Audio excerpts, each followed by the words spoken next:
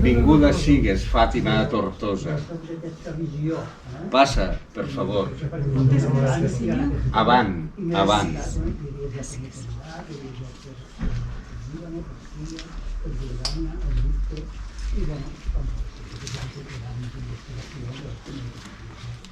El tortosí defensava el dret maliquita respecte d'altres escoles jurídiques de l'islam, no? La Hanafita, la Hanabalita i la Shafi'ita, etc.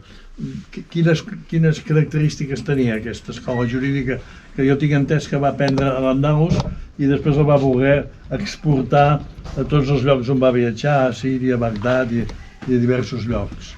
Jo no soc un especialista de les escoles de jurisprudència musulmanes perquè és bastant complicat de saber les diferències entre una. A vegades són mínimes i a vegades són una mica més.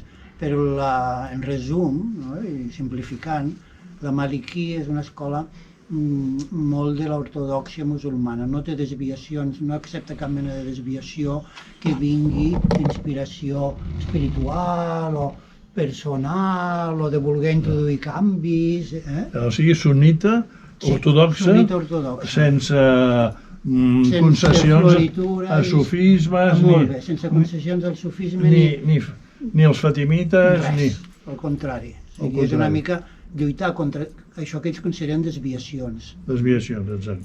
I esclar, en aquest sentit, quan va a Egipte, potser es troba protegit i pot seguir dedicant-se a ensenyar això que ell vol, perquè té uns protectors a la cort del sultà, però segons quins llocs no l'haguessin deixat.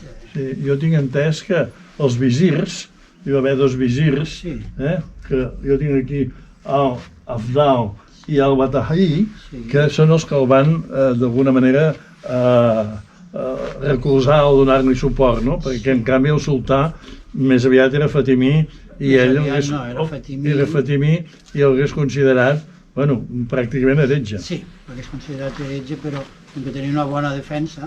Fins i tot s'ha de dir que el Bathim, sembla que és un dels visirs, és el que li dedica el seu llibre famós de la Llàntida dels Prínceps.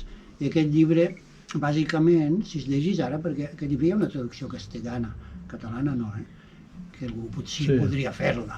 Però, clar, aquest llibre què passa? Que són màximes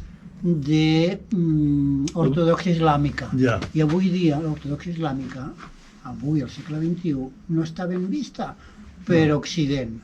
L'Occident s'estima més altres interpretacions més laxes, no? Però de màximes en té uns capítols, però jo hi he mirat una mica en castellà i també té una part molt biogràfica, pràcticament el podem seguir en els seus viatges.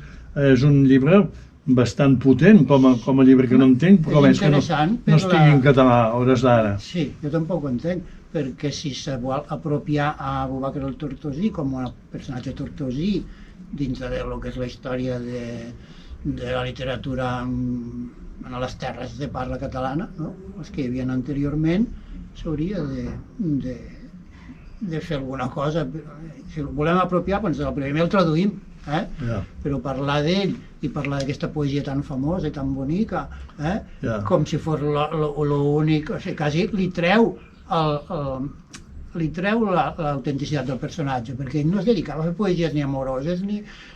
Però en té de boniques, En té algunes, però per què? Perquè tots els escriptors àrabs, i això no se sap gaire des d'aquí, feien un resum dels capítols en poesia. I tots, encara que siguin erudits, tots fan poesies entre mig. Això ho fa també el Conde Lucanor, el Juan Manuel també ho fa... Sí, que tenen influències islàmiques. Exacte.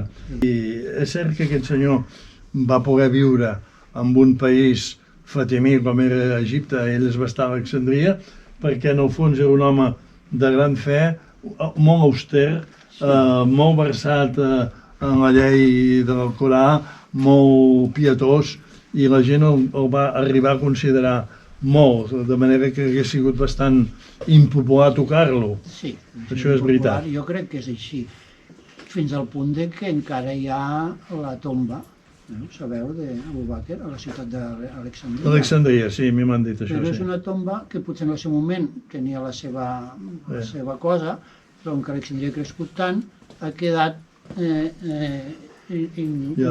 xafada per edificis grans, amb la qual ara és com una mena de coseta molt petita que quasi passa desapercebuda. A Tunísia també hi ha la de l'Anselm Turmeda, que és també que passa ja...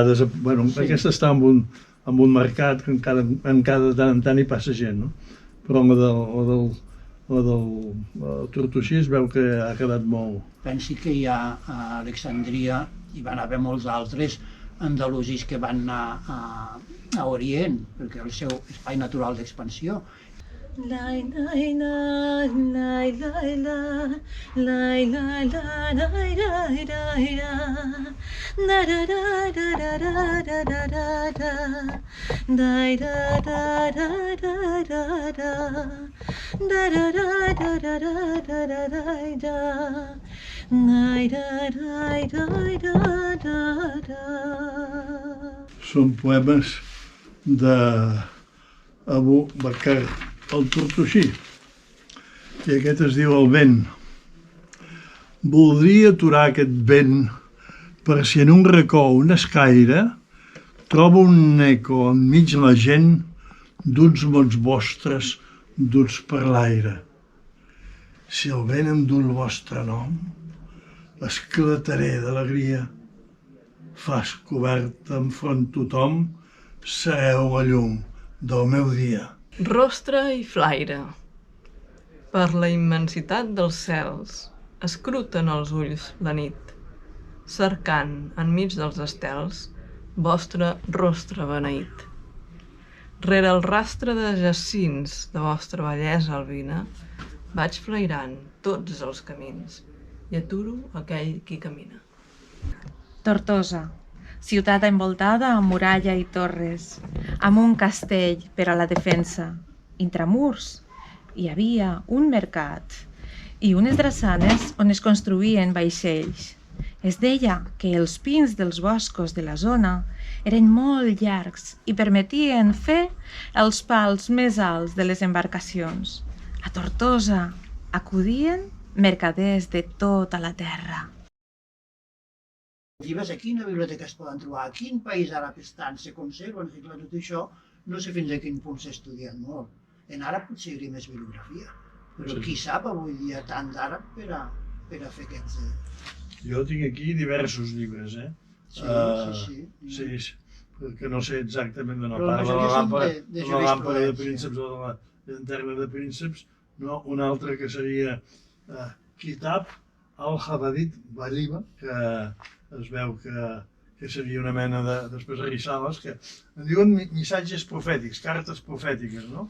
El que vostè m'ha dit que eren cartes, i després, doncs, no sé, sobre la pietat filial, sobre les invocacions, algunes coses molt rares, prohibició del formatge pels cristians, llibre de la prohibició del cant,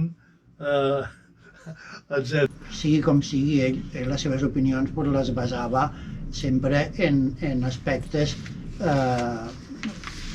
ortodoxes derivats del Coran.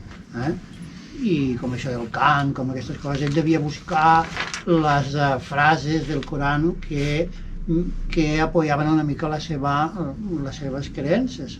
Sí, escolta, sap què faré? Jo, almenys, davant de vostè, seguiré un consell de la llàntia de prínceps i diu que callar atreu el respecte i per tant callo.